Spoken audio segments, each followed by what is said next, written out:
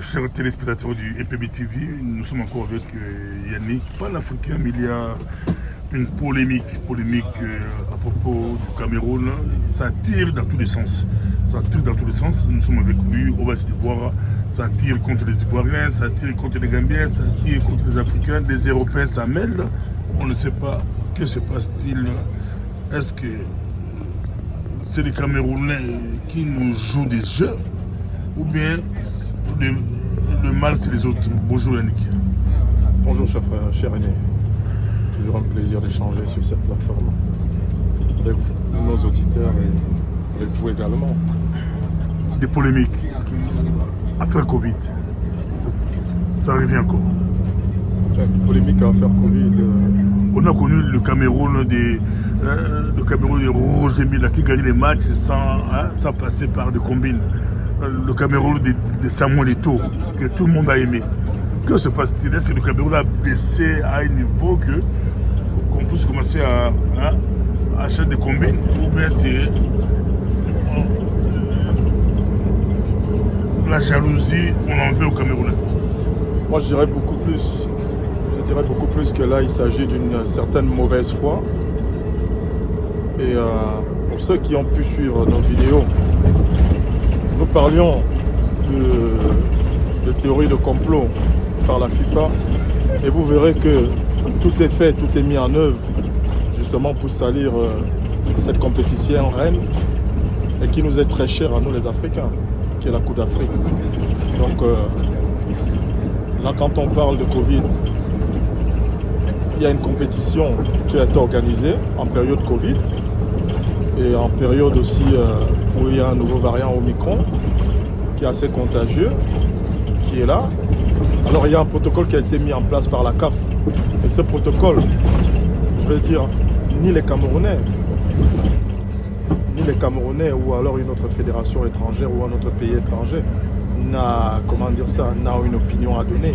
C'est la CAF qui a décidé de mettre en place ce protocole Covid qui n'a rien à voir avec le Cameroun. Vous avez eu notamment, il y a plusieurs équipes qui ont été touchées par des cas Covid, même avant leur entrée en lice dans la compétition. Et même pendant la compétition, vous avez eu la valeureuse équipe de Tunisie qui a eu des cas Covid. Ça ne leur a pas empêché de passer au tour suivant et de battre le Nigeria. Alors, quand on parle du Cameroun, vous pensez vraiment que le Cameroun a déjà eu besoin, je vais dire, d'amoindrir une équipe pour venir à bout d'elle? Nous avons joué les meilleures équipes du monde. Nous avons toujours joué les meilleures équipes du continent. Alors vous me parlez des Comores. Qu'est-ce qui aurait bien pu faire peur aux Camerounais? Alors moi je trouve que c'est de la mauvaise foi et quelque part, même ceux qui mettent ça sur la table comme débat, moi je les trouve quand même assez... je vais peut-être être dur, mais je les trouve sous-informés et à un moment donné, moi j'en appelle au bon sens de tout un chacun et à l'intellect aussi de tout un chacun. Parce qu'une compétition ne s'improvise pas. Ça prend du temps pour mettre en place une compétition d'une telle envergure.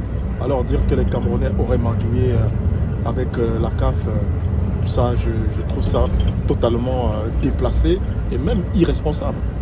C'est irresponsable. Parce que je vais dire, ça fait le jeu de qui? Ça fait le jeu justement des détracteurs du football africain. Alors, il faudrait savoir déjà qui sont derrière tout ça, toutes ces manigances. En tout cas, moi j'ai ma petite idée là-dessus, mais bon après, ça reste juste un point de vue, ça je le garde pour moi. Mais la CAF a délocalisé les matchs qui devaient se jouer au stade japonais. Pas au stade japonais. Alors si vous êtes au courant, il y a eu des incidents... Non, ça c'est autre chose. Non, Japonais par rapport j'arrive. à Pelouse, l'autre stade c'est par rapport aux bousculades. J'y arrive. Là, j'ai pas encore reçu l'information par rapport au stade de Japoma. Mais une chose est quand même assez surprenante. RFI l'a publié. Une chose est quand même assez surprenante.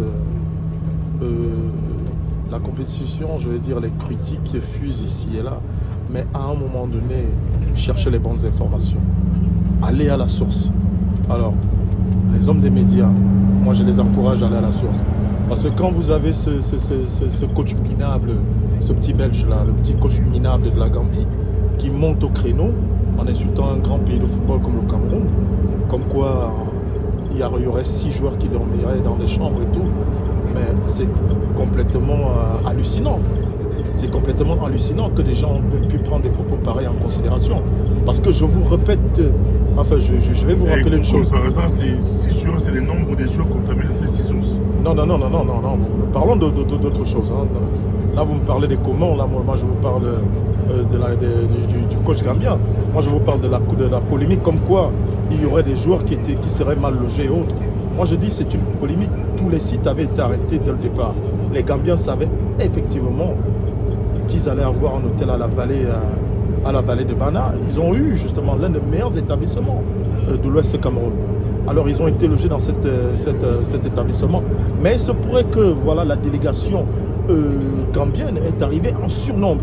Et ils ont demandé, parce qu'ils n'ont rien à voir, ça n'a rien à voir avec le gouvernement camerounais, ils ont demandé à la CAF de pouvoir loger, tous ces membres de leur délégation. Alors la CAF leur a dit non.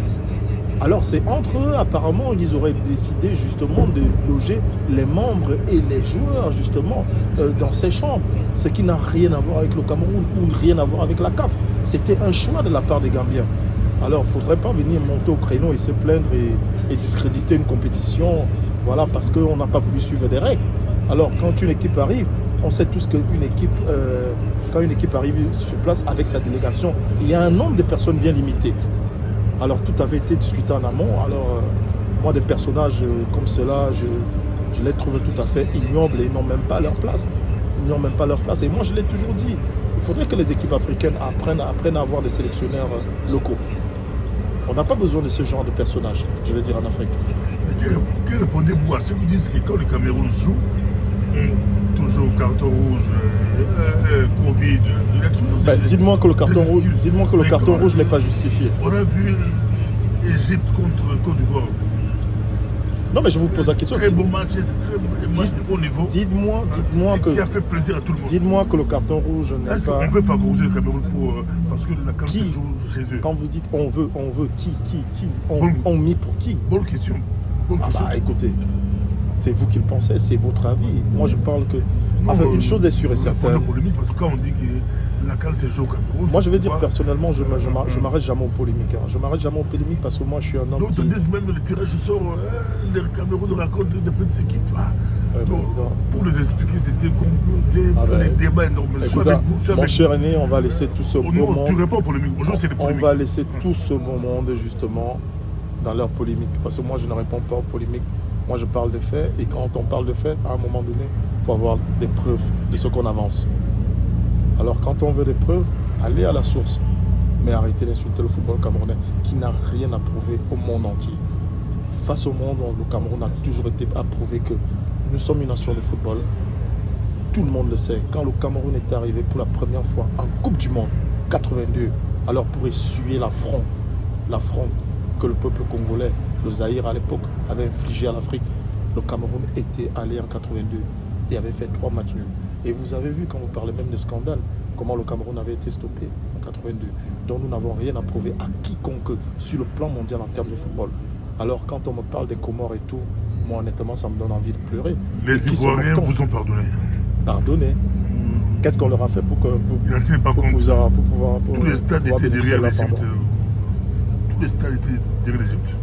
Parce que nous avons montré... Ils ont perdu, mais tous les stades, ça se joue au Cameroun, mais tous les stades étaient contre la Côte d'Ivoire.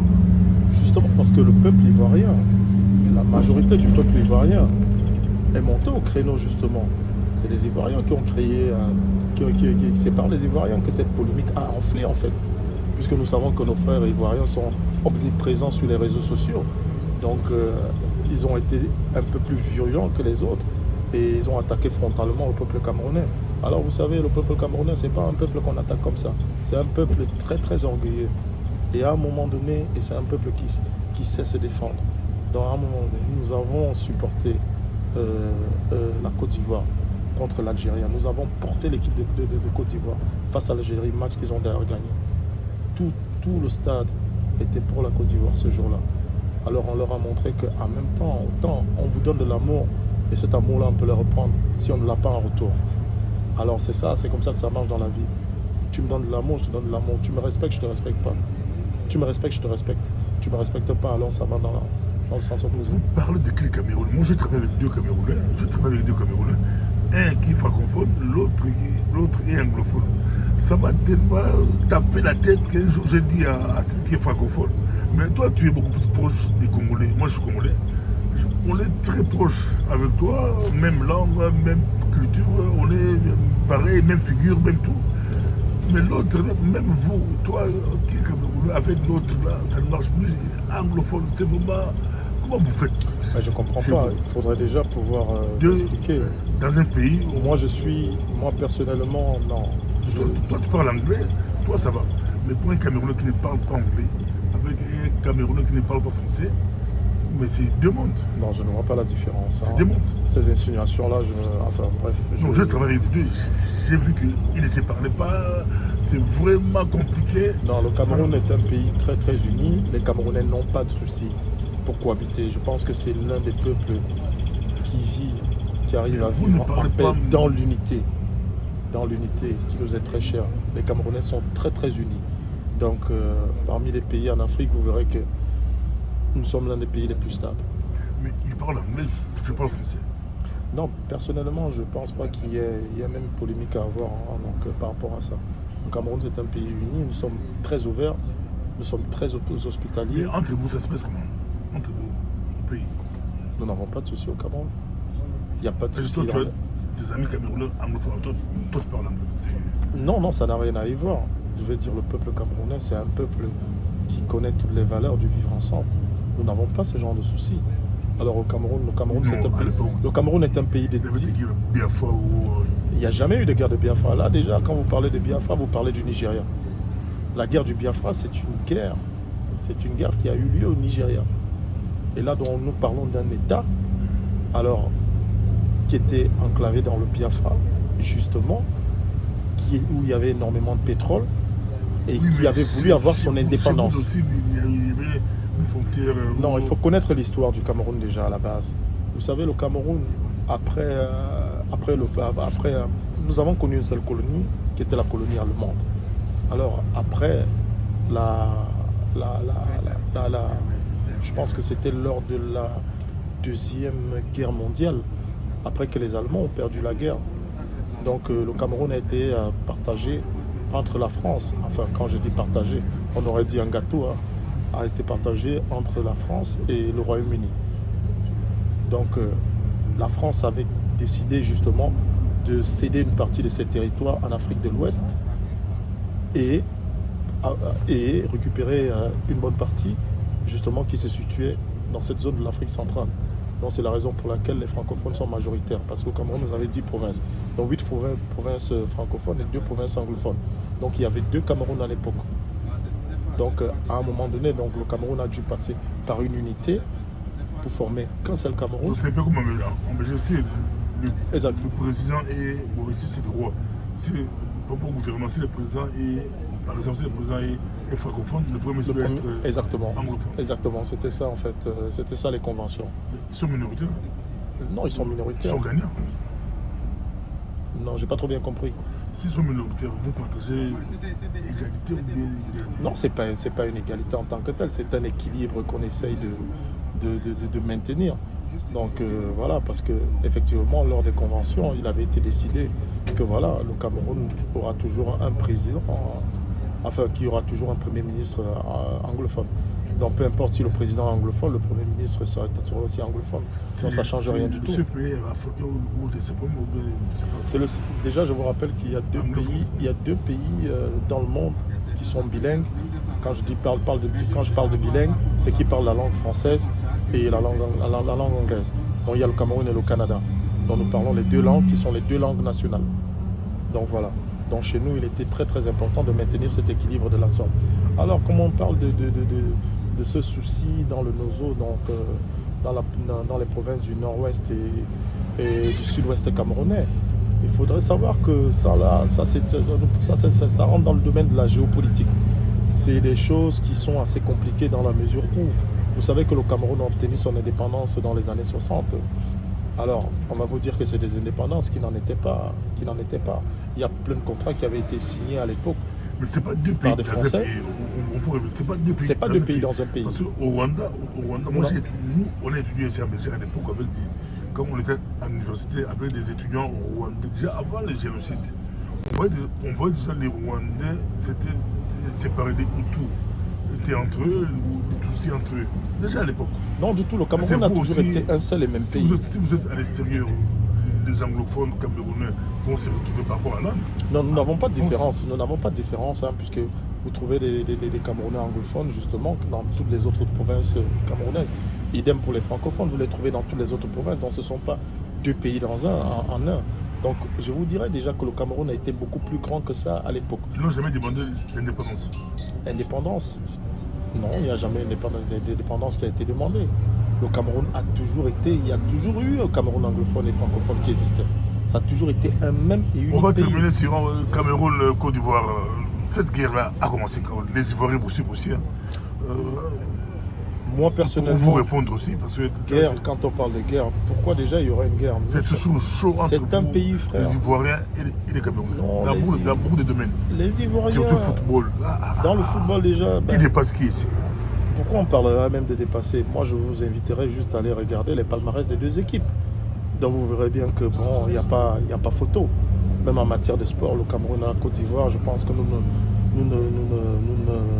ne jouons pas dans la même cour. Ce qui est sûr et certain, nous parlons quand même d'un pays 5 fois champion d'Afrique face à un autre qui est 2 fois champion d'Afrique. Nous parlons quand même d'un pays qui est champion olympique en 2000, voilà, en football, qui avait notamment battu l'Espagne des avis en finale et éliminé, le Brésil de Ronaldinho, je pense à l'époque. Donc là, quand vous me parlez de football et tout, je vais dire, nous n'avons pas de rivalité avec la Côte d'Ivoire. Le seul rival que le Cameroun connaisse, je pense que c'est l'Égypte. C'est le seul pays qui nous a toujours posé des problèmes. Donc je vais dire, c'est un peu comme si vous me parlez de rivalité entre la RDC dans le football et le Cameroun. Je vais dire, il n'y a pas photo, il n'y a pas match. Match est zaté. Match est zaté, mais les Congolais disent que, quand on dit aux vieux Congolais, nos aînés disent que les Camerounais doivent nous respecter par rapport au football. Dans le football, non. Comme le pays d'Afrique noire d'aller au mondial. Nous vous connaissons comme des bons... Champion du monde 68 et le champion d'Afrique 68, champion d'Afrique 74. Nous vous connaissons comme de bons musiciens. On demande aussi aux Camerounais de nous respecter. Nous vous connaissons comme de bons chanteurs, sans plus. Non, la génération d'aujourd'hui, ils ont peur de Camerounais par rapport au football. Mais nos aînés nous disent que non.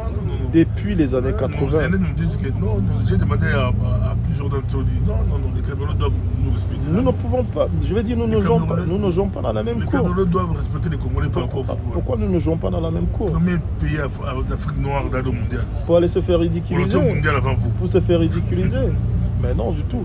Aujourd'hui, si le Cameroun, si l'Afrique a 5 places en Coupe du Monde, c'est grâce à la performance du Cameroun en 1990. C'est grâce à la performance du Cameroun. Déjà, il y a eu la première performance du Cameroun en 82, où le Cameroun termine la compétition invaincu. Donc après la performance de 90, c'est là où l'instance qu'est la FIFA avait décidé de revoir le nombre de participations des équipes africaines. À l'époque, il n'y en avait que 2 qui pouvaient participer. Comment vous définissez le patriotisme? J'ai écouté une compatriote, une Camerounaise, qui, par rapport à l'affaire Fali, il disait que j'apprécie beaucoup les Congolais sont patriotes. Les Congolais, ici en Europe, les Congolais critiquent tout ce qui ne va pas dans leur pays.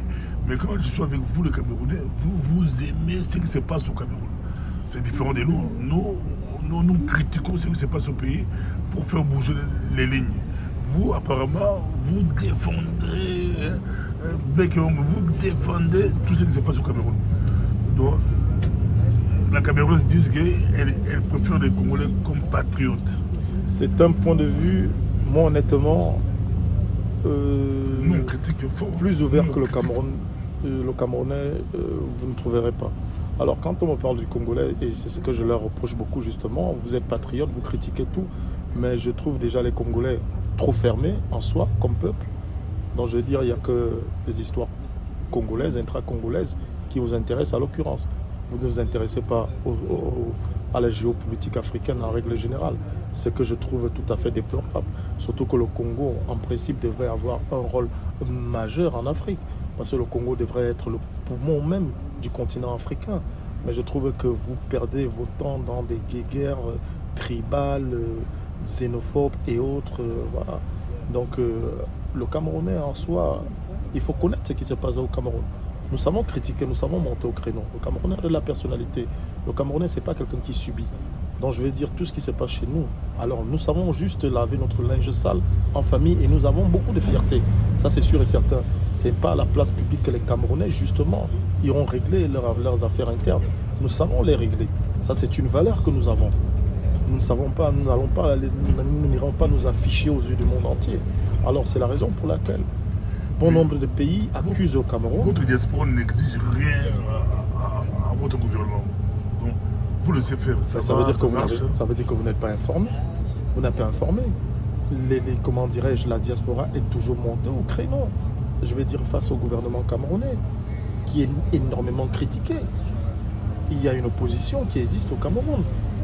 Je parle de l'extérieur. Non, je parle de l'extérieur. Quand on parle de, vous avez dit diaspora. Oui. Justement, diaspora, ça veut dire justement c'est Camerounais à l'étranger. C'est la diaspora camerounaise. Elle a toujours été omniprésente. Il y a des sujets qu'on évoque qui reviennent toujours sur la table, surtout la double nationalité, justement qui n'existe pas au Cameroun. Parce qu'à un moment donné, pour un Camerounais qui a obtenu une nationalité étrangère, il est obligé de prendre un visa à chaque fois pour se rendre au pays. C'est autant de choses qu'on aimerait faire évoluer. Et justement, en tant que Camerounais, justement, de la diaspora, ils n'ont pas le droit de vote au pays. Donc il y a pas mal de droits que nous n'avons plus. Donc c'est autant de choses. Donc la diaspora camerounaise, j'aimerais vraiment que vous vous rapprochiez véritablement des Camerounais. Parce que moi, je vous connais, vous me frères congolais. Vous vous rapprochez très peu des autres. Rapprochez-vous un peu, essayez un peu de savoir ce qui se passe chez nous. Parce que moi, je suis capable de vous parler de la politique de votre pays au quotidien. Parce que moi, je suis panafricaniste dedans. Je veux dire, l'Afrique m'intéresse. Je suis un bantou. Donc, je ne me définis jamais comme un Camerounais avant toute chose. Avant toute chose, je me définis comme un Africain. Un militant de la cause africaine. Je vous laisse 3 minutes pour terminer la vidéo. Juste rappeler les polémiques. Répondez en les mots aux polémiques. Peut-être il y a une qu'on n'a pas touchée, mais on vous suit. Cette guerre des réseaux sociaux là. Je suis très attristé. Je suis très attristé et énormément déçu par mes frères africains. Pourquoi? Parce qu'ils sont partis justement dans une espèce de guéguerre dans laquelle le peuple camerounais est dénigré.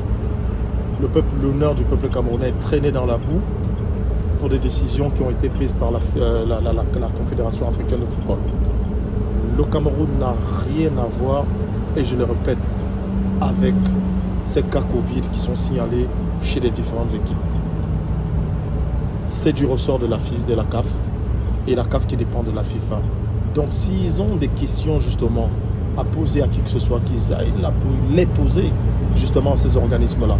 Et moi je continue à le dire qu'il y a une tentative de déstabilisation de la FIFA derrière tout ça. Parce que cette compétition, dites-vous bien, c'est une compétition FIFA.